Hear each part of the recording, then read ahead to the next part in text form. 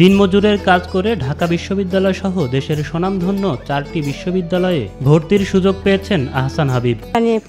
খুবই দুশ্চিন্তায় আছি আমি, টাকাটা কোনো রকম ম্যানেজ করতে পারতেছি না। তবে সব বাধা ডিঙিয়ে স্বপ্ন পূরণের পথে এগিয়ে গেলেও অর্থের অভাবে অনেকটাই অনিশ্চিত হয়ে পড়েছে তার বিশ্ববিদ্যালয়ে ভর্তি হওয়া। কিন্তু এখন ভর্তি ফি নিয়ে আমি অনিশ্চিত, আমাদের সামর্থ্যের বাইরে। ঠাকুরগাঁও সদর উপজেলার জামালপুর গ্রামের সিদ্দিকা বেগমের সন্তান আহসান হাবিব ঢাকা বিশ্ববিদ্যালয় সহ রাজশাহী, চট্টগ্রাম ও জাহাঙ্গীরনগর বিশ্ববিদ্যালয়ে ভর্তি হওয়ার সুযোগ পেয়েছেন তিনি। আহসান হাবিবের এমন অর্জনে সবাই খুশি হলেও ছেলের স্বপ্ন পূরণে দিনরাত পরিশ্রম করে অর্থের যোগান দিতে পারছেন না মা সিদ্দিকা বেগম। এবছর ঢাকা বিশ্ববিদ্যালয় সহ দেশের 4টি স্বতন্ত্র বিশ্ববিদ্যালয়ে রাজশাহী, চট্টগ্রাম, জাহাঙ্গীরনগরে মেধা তালিকায় উত্তীর্ণ হয়েছি। 5 বছর বয়সে বাবাকে হারান আহসান হাবিব। তারপর থেকে মা সহ ঠাঁই হয়েছে নানার বাড়িতে।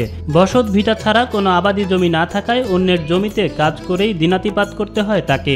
সন্তানের ভবিষ্যতের কথা চিন্তা করে দিনরাত হাড়ভাঙা পরিশ্রম করছেন হাবিবের মা। আর এই বাচ্চারা লেখাপড়া করছে, কত সময় রাজমিস্ত্রি কাজ করছে, মানুষের বাড়ি ক্ষেতের কাম করছে, মরিচ গাছছে, তারপর লেখাপড়া করছে, আবার আমাদের সংসারটাও মেনটেন করছে। আমার নানাও গরিব মানুষ, আমার আম্মা অনেক পরিশ্রম করে, পাশাপাশি আমিও কৃষিকাজ করি, এভাবে পরিবার মেনটেন করি, নিজের পড়াশোনা খরচ চালাই এবং আমার বোনও পড়াশোনা করতেছে। এমন অবস্থায় সন্তানের ভবিষ্যতের জন্য সমাজের বিত্তবানদের সহযোগিতা চান আহসান হাবিবের পরিবার।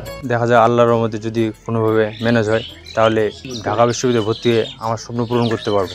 আমার হাতে সেরকম অবস্থাও নেই, মানুষের বাড়ির কাজ কাম করে খাই, তার মতো কোনো ক্যাপাসিটি নেই। এদিকে মেধাবী আহসান হাবিবের পাশে দাঁড়িয়ে তার স্বপ্ন পূরণে সবাইকে এগিয়ে আসার আহ্বান জানিয়েছেন উপজেলা নির্বাহী কর্মকর্তা বেলায়েত হোসেন।